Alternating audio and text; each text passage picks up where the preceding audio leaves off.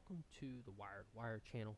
My name is Dale, and today we have a story time from Reddit called 5-Second Reboot. This story was posted to r/talesfromtechsupport by the aforementioned user, so let's get into it. This story comes from maybe 13 or 14 years ago, before solid-state drives made rebooting something that could happen very quickly. I am the sole IT person for a business with small offices spread over an entire state. Before easy and cheap access to remote support software was common, I would try to help people fix their computers over the phone whenever possible. Even a 2-hour phone call was better than a 2-hour round-trip drive to fix something myself. Most of our users were fairly computer savvy and understood that for minor glitches the first thing to try was to reboot the computer before calling me to help. Computers weren't really supposed to be used for anything other than work, but with lack of direct supervision, people were doing all kinds of web browsing. There was a time period in there where there were a lot of full-screen pop-up ads coming up saying your computer has a virus, before pop-up blockers were really common.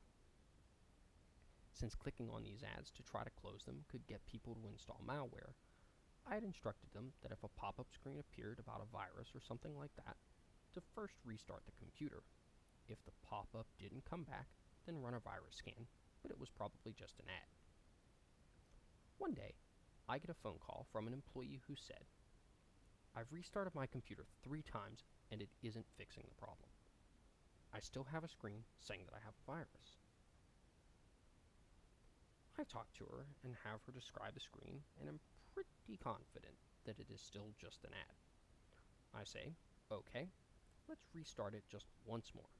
She says, "Okay, I'll do it now." 5 seconds go by. It's back up, but the screen is still there. I asked her what she had done because there was no way her computer could have rebooted that quickly. She says, "I pushed the button, it turned off, then I pushed the button again and it turned back on." I asked her which power button she was pushing. It turned out that she had thought that turning the monitor off and back on was rebooting her computer. After taking her through how to actually turn a computer off and back on, the problem miraculously disappeared. I learned a valuable lesson to never assume that your users understand even the most basic computer skills. Yeah, as a person working in the tech support world, especially via the phone myself, you would be surprised how common it is that someone doesn't know how to go to a website, or open a browser window, or open a new tab, or save something to a particular place. I don't blame users because sometimes we just aren't taught that, don't use that in daily life, or have never taken the time to learn. And that's not the user's fault, that's just something that sometimes happens. Life gets in the way. But it can be very annoying when you cannot just tell a user something and have them do it. It definitely extends troubleshooting time and can definitely cause problems, especially when you're on 2 different pages. But I really appreciate the fact that the user was able to be walked through how to turn a computer off and on properly and get their problem solved.